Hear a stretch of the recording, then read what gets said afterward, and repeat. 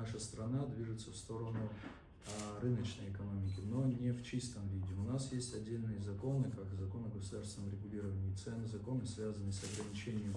обращения государственного имущества, вопросы лицензирования отдельных видов деятельности, это касается и недропользования, и импорта, и экспорта отдельных видов товаров.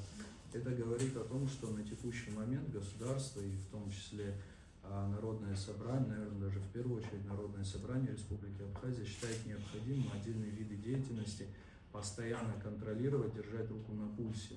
в том смысле, чтобы отслеживать текущее состояние в тех или иных отраслях, понимать, к каким результатам ведет проводимая политика. В том числе это связано и с таможенными пошлинами на ввоз и вывоз отдельных видов товаров, которые также влияют на то, с какими странами у нас выстраиваются внешнеэкономические отношения. Как пример, соглашение о режиме торговли товарами, которое у нас подписано с Российской Федерацией, Республикой Южная Осетия, безусловно, создают наиболее выгодные условия для абхазских импортеров,